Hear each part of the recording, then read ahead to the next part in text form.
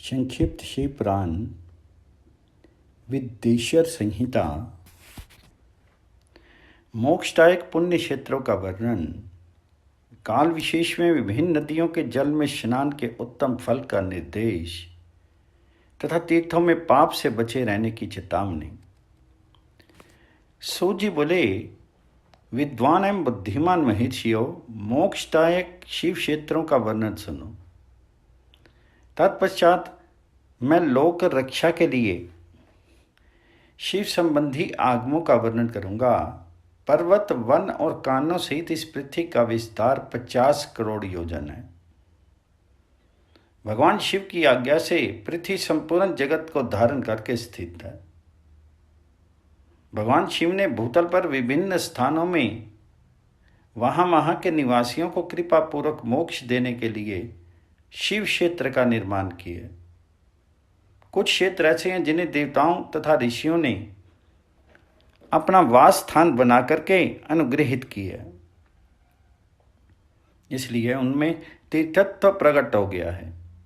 तथा अन्य बहुत से तीर्थ क्षेत्र ऐसे हैं जो लोगों की रक्षा के लिए स्वयं प्रादुर्भूत हुए हैं। तीर्थ और क्षेत्र में जाने पर मनुष्य को सदा स्नान, दान और जप आदि करना चाहिए, अन्यथा वह रोग, दरिद्रता तथा मुक्ता आदि दोषों का भागी होता है।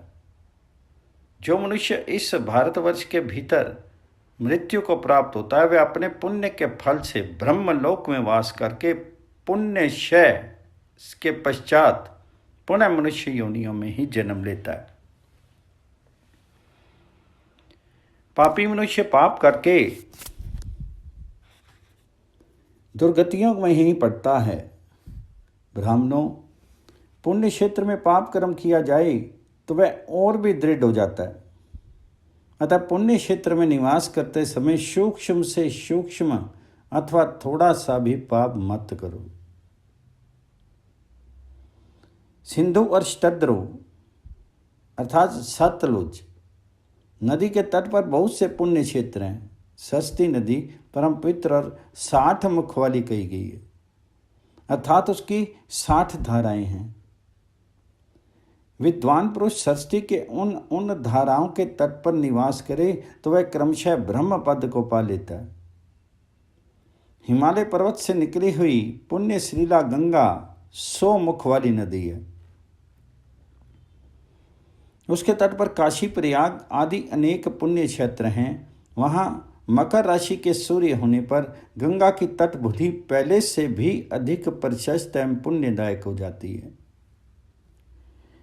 सोनभद्र नद की 10 धाराएं हैं। वह बृहस्पति के मकर राशि में आने पर अत्यंत पवित्र तथा अभीष्ट फल देने वाली हो जाती हैं। उस समय वहाँ स्नान और उपवास करने से विनायक पद की प्राप्ति होती है। पुण्य श्रीला महानदी नर्मदा के 24 मुख्य स्तोत्र हैं। उनमें स्नान तथा उनके तट पर निवास करने से मनुष्य को वैष्णव पद की प्राप्ति होती है। तमसा के 12 तथा रेवा के 10 मुख हैं। परम पुण्य में गोदावरी के 21 मुख बताए गए हैं। वह ब्रह्म हत्या तथा गोवध के पाप का भी नाश करने वाली एवं रुद्रलोक देने वाली है। कृष्णवेणी नदी का जल बड़ा पवित्र है। वह नदी समस्त पापों का नाश करने वाली है। उसके 18 मुख बताए गए हैं तथा वह विष्णु लोक प्रदान करने वाली है। तुंगभद्रा के 10 मुख हैं। वह ब्रह्मलोक देने वाली है। पुण्य श्रीला स्वर्णा मुखरी के 9 मुख कहे गए हैं। ब्रह्मलोक से लौटे हुए जीव उसी के तट पर जन्म लेते हैं। सरस्वती नदी, पंपा सरोवर, कन्याकुमारी, अंतरीय तथा शुभ कारक श्वेत नदी, ये सभी पुण्य क्षेत्र हैं। इनके तट पर निवास करने से इंद्रलोक की प्राप्ति होती है। सह पर्वत से निकली हुई महानदी कावेरी परम पुण्यमयी है। उसके 27 मुख बताए गए हैं। वह संपूर्ण अभीष्ट वस्तुओं को देने वाली है। उसके तट स्वर्ग लोक की प्राप्ति कराने वाले हैं तथा ब्रह्मा और विष्णु का पद देने वाले हैं। कावेरी के जो तट शैव क्षेत्र के अंतर्गत हैं वह अभीष्ट फल देने के साथ ही शिवलोक प्रदान करने वाले हैं। नैमिषारण्य तथा बद्री का आश्रम में सूर्य और बृहस्पति के मेष राशि में आने पर यदि स्नान करें तो उस समय वहां किए हुए स्नान पूजन आदि को ब्रह्मलोक की प्राप्ति कराने वाला जानना चाहिए। सिंह और कर्क राशि में सूर्य की संक्रांति होने पर सिंधु नदी में किया हुआ स्नान तथा केदार तीर्थ के जल का पान एवं स्नान ज्ञानदायक माना गया है। जब बृहस्पति सिंह राशि में स्थित हों उस समय सिंह की संक्रांति से युक्त भाद्रपद मास में यदि गोदावरी के जल में स्नान किया जाए तो वह शिवलोक की प्राप्ति कराने वाला है। ऐसा पूर्व काल में स्वयं भगवान शिव ने कहा था, जब सूर्य और बृहस्पति कन्या राशि में स्थित हों तब जमुना और सोनभद्र में स्नान करें। वह स्नान धर्मराज तथा गणेश जी के लोक में महान भोग प्रदान कराने वाला होता है। ये महर्षियों की मान्यता है। जब सूर्य और बृहस्पति तुला राशि में स्थित हों उस समय कावेरी नदी में स्नान करें। वह स्नान भगवान विष्णु के वचन की महिमा से संपूर्ण अभीष्ट वस्तुओं को देने वाला माना गया है।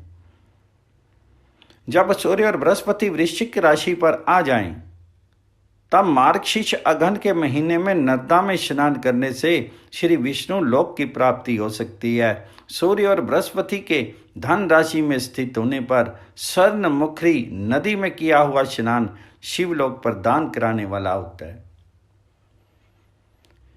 जैसा कि ब्रह्मा जी का वचन है, जब सूर्य और बृहस्पति मकर राशि में स्थित हों उस समय माघ मास में गंगा जी के जल में स्नान करना चाहिए। ब्रह्मा जी का कथन है कि वह स्नान शिवलोक की प्राप्ति कराने वाला होता है। शिवलोक के पश्चात ब्रह्मा और विष्णु के स्थानों में सुख भोगने पर अंत में मनुष्य को ज्ञान की प्राप्ति हो जाती। माघ मास में तथा सूर्य के कुंभ राशि में स्थित होने पर फागुन मास में गंगा जी के तट पर किया हुआ श्राद्ध पिंडदान अथवा तिलोदक दान पिता और नाना दोनों कुलों के पितरों को आने अनेकों पीढ़ियों का उद्धार कराने वाला होता है। सूर्य और बृहस्पति जब मीन राशि में स्थित हों तब कृष्णावेणी नदी में किए गए स्नान की ऋषियों ने प्रशंसा की है। उन महीनों में पूर्वोक्त तीर्थों में किया हुआ स्नान इंद्रपद की प्राप्ति कराने वाला होता है। विद्वान पुरुष गंगा अथवा कावेरी नदी का आश्रय लेकर के तीर्थवास करें। ऐसा करने से तत्काल किए हुए पाप का निश्चय ही नाश हो जाता है। रुद्रलोक प्रदान करने वाले बहुत से क्षेत्र हैं। ताम्रपर्णी और वेगवती ये दोनों नदियां ब्रह्मलोक की प्राप्ति रूप फल देने वाली हैं। इन दोनों के तट पर कितने ही स्वर्गदायक क्षेत्र हैं। इन दोनों के मध्य में बहुत से पुण्यप्रद क्षेत्र हैं। वहाँ निवास करने वाला विद्वान पुरुष वैसे फल का भागी होता है। सदाचार उत्तम वृत्ति तथा सद्भावना के साथ मन में दया भाव रखते हुए विद्वान पुरुष को तीर्थों में निवास करना चाहिए, अन्यथा उसका फल नहीं मिलता। पुण्य क्षेत्र में किया हुआ थोड़ा सा पुण्य भी अनेक प्रकार से वृद्धि को प्राप्त होता है तथा वहाँ किया हुआ छोटा सा पाप भी महान हो जाता है। यदि पुण्य क्षेत्र में रहकर ही जीवन बिताने का निश्चय हो तो उस पुण्य संकल्प से उसका पहले का सारा पाप तत्काल नष्ट हो जाएगा, क्योंकि पुण्य को ऐश्वर्यदायक कहा गया है। ब्राह्मणों, तीर्थवास जनिता पुण्य कायिक वाचिक और मानसिक सारे पापों का नाश कर देता है। तीर्थ में किया हुआ मानसिक पाप वज्र लेप हो जाता है, वह कई कल्पों तक पीछा नहीं छोड़ता है। वैसा पाप केवल ध्यान से ही नष्ट होता है, अन्यथा नहीं। वाचिक पाप जप से, तथा कायिक पाप शरीर को सुखाने जैसे कठोर तप से नष्ट होता है। अतः सुख चाहने वाले पुरुष को देवताओं की पूजा करते और ब्राह्मणों को दान देते हुए पाप से बचकर ही तीर्थ में निवास करना चाहिए। अध्याय 12। सदाचार, शौचाचार, स्नान, भस्म धारण, संध्यावंदन, प्रणव जप, गायत्री जप, दान, न्यायता, धन उपार्जन तथा अग्निहोत्र आदि की विधि एवं महिमा का वर्णन। ऋषियों ने कहा, सूजी, अब आप शीघ्र हमें वह सदाचार सुनाइए जिससे विद्वान पुरुष पुण्य लोकों पर विजय प्राप्त करते हैं। स्वर्ग प्रदान करने वाले धर्म में आचार तथा नरक का कष्ट देने वाले अधर्म में आचारों का भी वर्णन कीजिए। सूजी बोले, सदाचार का पालन करने वाला विद्वान ब्राह्मण ही वास्तव में ब्राह्मण नाम धारण करने का अधिकारी है। जो केवल वेदोक्त आचार का पालन करने वाला एवं वेद का अभ्यासी है, उस ब्राह्मण की विप्र संज्ञा होती है। सदाचार, वेदाचार तथा विद्या, इनमें से एक एक गुण से ही युक्त होने पर उसे द्विज कहते हैं। जिसमें स्वल्प मात्रा में ही आचार का पालन देखा जाता है, जिसने वेद अध्ययन भी बहुत कम किए हैं तथा जो राजा का सेवक, पुरोहित, मंत्री आदि है, उसे क्षत्रिय ब्राह्मण कहते हैं। जो ब्राह्मण कृषि तथा वाणिज्य कर्म करने वाला है और कुछ कुछ ब्राह्मणोचित आचार का भी पालन करता है, वह वैश्य ब्राह्मण है। तथा जो स्वयं ही खेत जोतता है, हल चलाता है, उसे शूद्र ब्राह्मण कहा जाता है। जो दूसरों के दोष देखने वाला और परद्रोही है, उसे चांडाल द्विज कहते हैं। इसी तरह क्षत्रियों में भी जो पृथ्वी का पालन करता है, वह राजा है। दूसरे लोग राजत्वहीन क्षत्रिय माने गए हैं। वैश्यों में भी जो धान्य आदि वस्तुओं का क्रय विक्रय करता है, वह वैश्य कहलाता है। दूसरों को वणिक कहते हैं। जो ब्राह्मणों, क्षत्रियों तथा वैश्यों की सेवा में लगा रहता है, वही वास्तव में शूद्र कहलाता है। जो शूद्र हल जोतने का काम करता है, उसे वृषल समझना चाहिए। सेवा, शिल्प और कर्षण से भिन्न वृत्ति का आश्रय लेने वाले शूद्र दस्यु कहलाते हैं। इन सभी वर्णों के मनुष्यों को चाहिए कि वे ब्रह्म मुहूर्त में उठ करके पूर्व अभिमुख होकर के सबसे पहले देवताओं का, फिर धर्म का, अर्थ का, उसकी प्राप्ति के लिए उठाए जाने वाले क्लेशों का तथा आय और व्यय का भी चिंतन करें। रात के पिछले पहर को उषा काल जानना चाहिए। उस अंतिम पहर का जो आधा या मध्य भाग है, उसे संधि कहते हैं। उस संधि काल में उठ करके द्विज को मलमूत्र आदि का त्याग करना चाहिए। घर से दूर जा करके बाहर से अपने शरीर को ढके रख करके दिन में उत्तर अभिमुख बैठ करके मलमूत्र का त्याग करें। यदि उत्तर अभिमुख बैठने में कोई रुकावट हो तो दूसरी दिशा की ओर मुख करके बैठें। जल, अग्नि, ब्राह्मण आदि तथा देवताओं का सामना बचा करके बैठें। मल त्याग करके उठने पर फिर उस मल को न देखें। तदनंतर जलाशय से बाहर निकाले हुए जल से ही शुद्धि करें अथवा देवताओं, पितरों तथा ऋषियों के तीर्थों में उतरे बिना ही प्राप्त हुए जल से शुद्धि करनी चाहिए।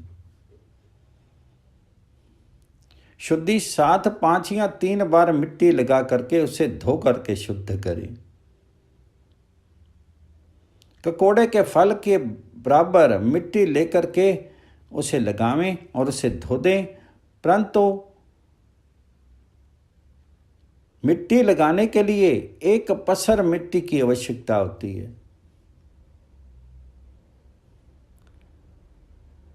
गुप्त स्थानों की शुद्धि के पश्चात उठ करके अन्यत्र जाएं और हाथ पैरों की शुद्धि करके 8 बार कुल्ला करें। जिस किसी वृक्ष के पत्ते से अथवा उसके पतले काश से जल के बाहर दत्वन करना चाहिए, उस समय तर्जनी अंगुली उपयोग ना करें। ये दंत शुद्धि का विधान बताया गया है। तदनंतर जल संबंधी देवताओं को नमस्कार करके मंत्र पाठ करते हुए जलाशय में स्नान करें। यदि कंठ तक या कमर तक पानी में खड़े होने की शक्ति ना हो तो घुटनों तक जल में खड़े हों। अपने ऊपर जल छिड़वाकर मंत्रोच्चारण पूर्वक स्नान कार्य संपन्न करें।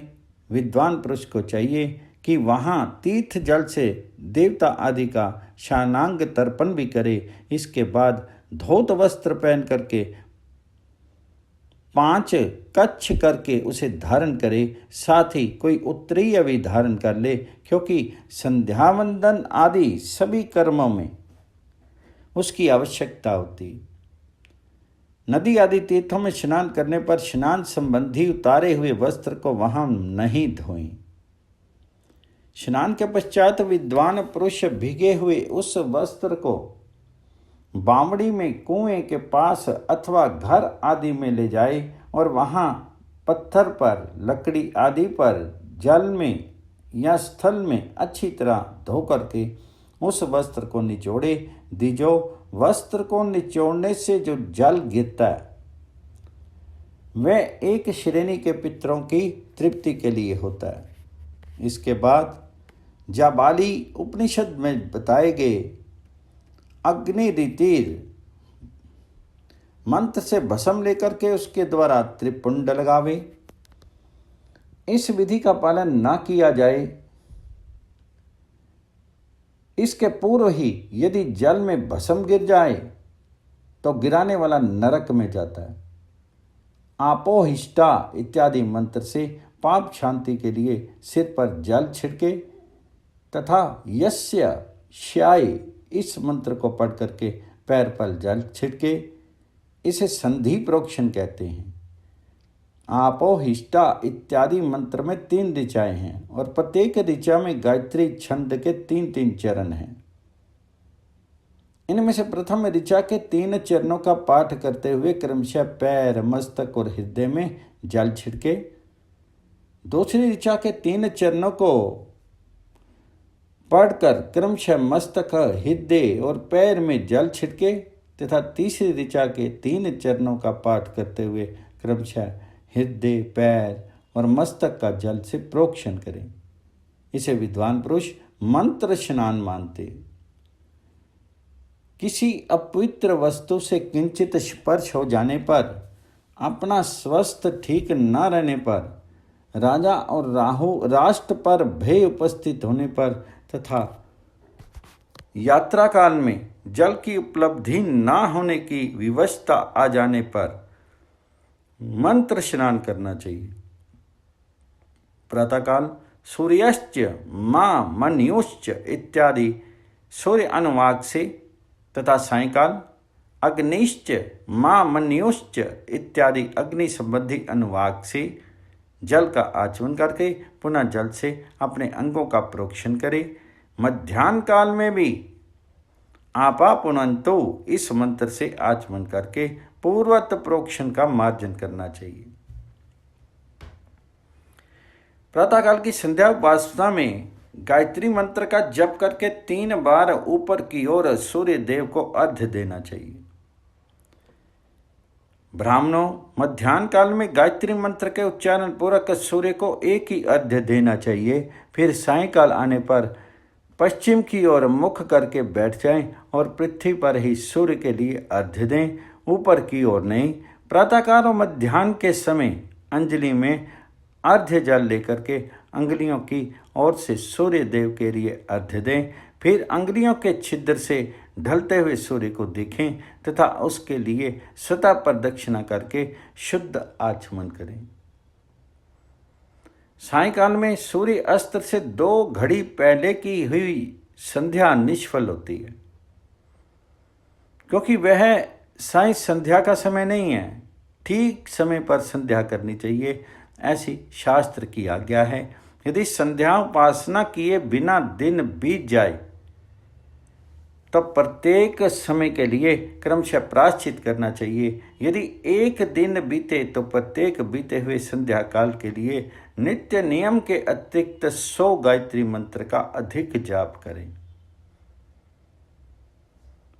यदि नित्य कर्म के लुप्त हुए 10 दिन से अधिक बीत जाएं तो उसके प्रायश्चित रूप में 1 लाख गायत्री का जप करना चाहिए। यदि 1 मास तक नित्य कर्म छूट जाए तो पुनः अपना उपनयन संस्कार करावे। अर्थ सिद्धि के लिए ईश, गौरी, कार्तिकेय, विष्णु, ब्रह्मा, चंद्रमा और यम का तथा ऐसे ही अन्य देवताओं का भी शुद्ध जल से तर्पण करें। फिर तर्पण कर्म को ब्राह्मण अर्पण करके, ब्रह्म अर्पण करके शुद्ध आचमन करें। तीर्थ के दक्षिण प्रशस्त मठ में, मंत्रालय में, देवालय में, घर में अथवा अन्य किसी नियत स्थान में आसन पर स्थिरतापूर्वक बैठ करके विद्वान पुरुष अपनी बुद्धि को स्थिर करे और संपूर्ण देवताओं को नमस्कार करके पहले प्रणव का जप करने के पश्चात गायत्री मंत्र की आवृत्ति करे। प्रणव के अ, ओ और म इन तीनों अक्षरों में जीव और ब्रह्म की एकता का प्रतिपादन होता है। इस बात को जान करके प्रणव ओम का जप करना चाहिए। जप काल में ये भावना करनी चाहिए कि हम तीनों लोकों की सृष्टि करने वाले, ब्रह्मा पालन करने वाले, विष्णु तथा संहार करने वाले रुद्र की, जो स्वयं प्रकाश चिन्ह में हैं, उपासना करते हैं। ये ब्रह्म स्वरूप ओंकार हमारी कर्म इंद्रियां और ज्ञान इंद्रियों की वृत्तियों को, मन की वृत्तियों को तथा बुद्धि वृत्तियों को सदा भोग और मोक्ष प्रदान करने वाले धर्म एवं ज्ञान की और प्रेरित करे। प्रणव के इस अर्थ का बुद्धि के द्वारा चिंतन करता हुआ जो इसका जप करता है वह निश्चय ही ब्रह्म को प्राप्त कर लेता है। अथवा अर्थ अनुसंधान के बिना भी प्रणव का नित्य जप करना चाहिए। इससे ब्राह्मणत्व की पूर्ति होती है। ब्राह्मणत्व की पूर्ति के लिए श्रेष्ठ ब्राह्मण को प्रतिदिन प्रातःकाल 1 सहस्त्र गायत्री मंत्र का जप करना चाहिए। मध्याह्न काल में 100 बार और सायंकाल में 28 बार जप की विधि है। अन्य वर्णों के लोगों को अर्थात क्षत्रिय और वैश्यों को तीनों संध्याओं के समय यथासाध्य गायत्री जप करना चाहिए।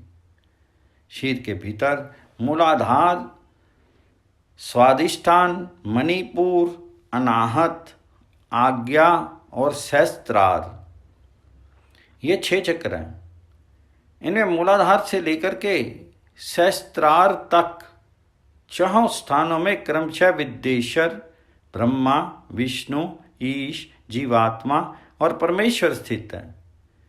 इन सब में महाबुद्धि करके इनकी एकता का निश्चय करें और वह ब्रह्म मैं हूँ ऐसी भावनापूर्वक प्रत्येक श्वास के साथ 100 अहम का जप करें। उन्हीं विद्येश्वर आदि की ब्रह्मरंध्र आदि में तथा इस शीर से बाहर भी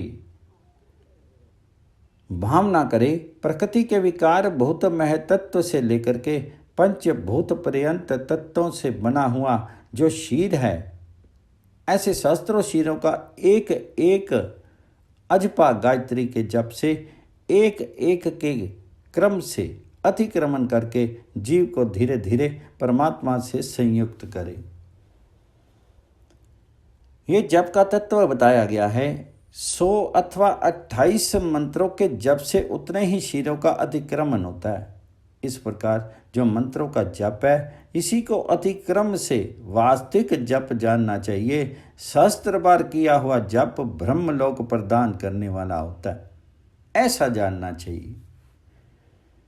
100 बार किया हुआ जप इंद्र पद की प्राप्ति कराने वाला माना गया है।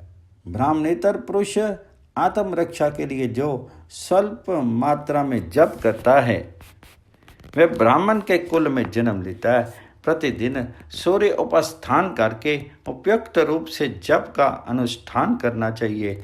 12 लाख गायत्री का जप करने वाला पुरुष पूर्ण रूप से ब्राह्मण कहा गया है।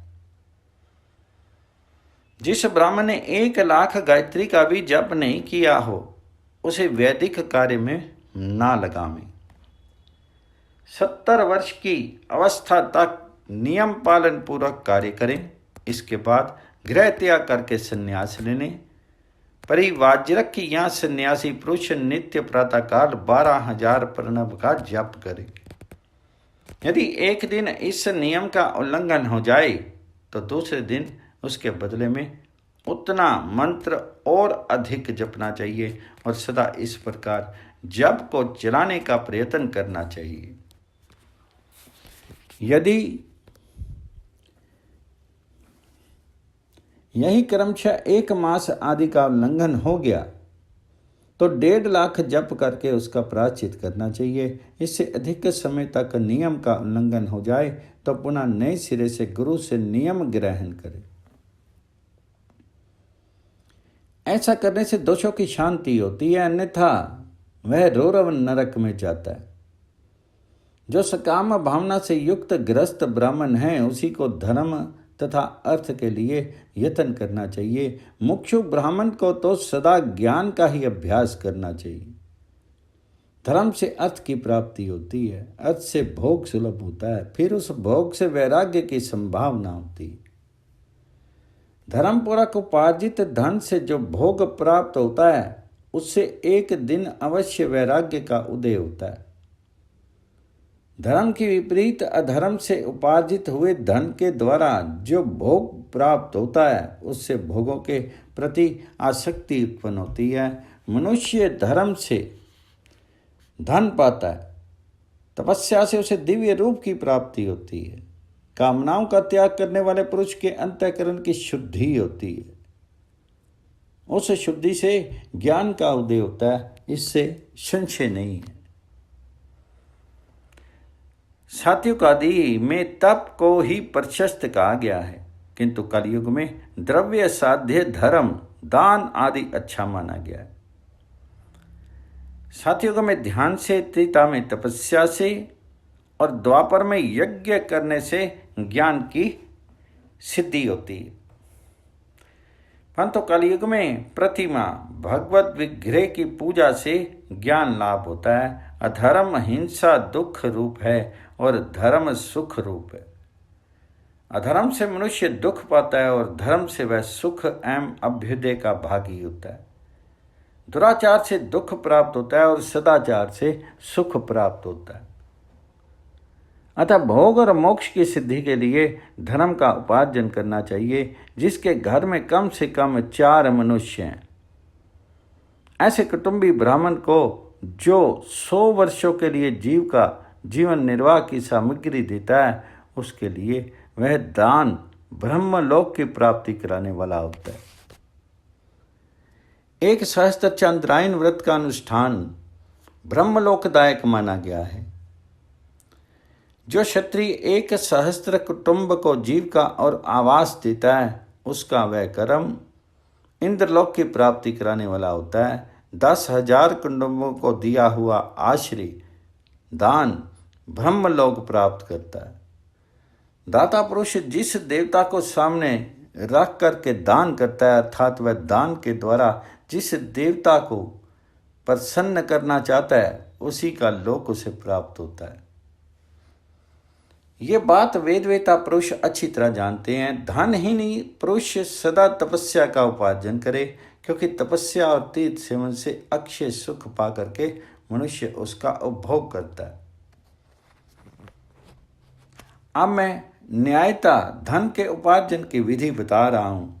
ब्राह्मण को चाहिए कि वह सदा सावधान रह करके विशुद्ध प्रतिग्रह दान ग्रहण तथा याजन यज्ञ कराने आदि से धन का अर्जन करे। वह इसके लिए कहीं दीनता नहीं दिखाए और ना अत्यंत क्लेशदायक कर्म ही करे।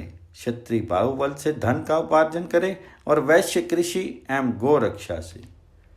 नए उपार्जित धन का दान करने से दाता को ज्ञान की सिद्धि प्राप्त होती है।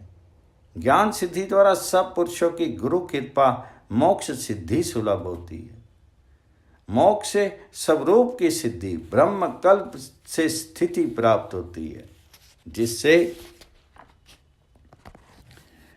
मुक्त पुरुष परम आनंद का अनुभव करता है। गृहस्थ पुरुष को चाहिए कि वह धन धनादि सब वस्तुओं का त्याग करे। वह तृषा अनिवृत्ति के लिए जल तथा क्षुधा रूपी रोग की शांति के लिए सदा अन्न का दान करे।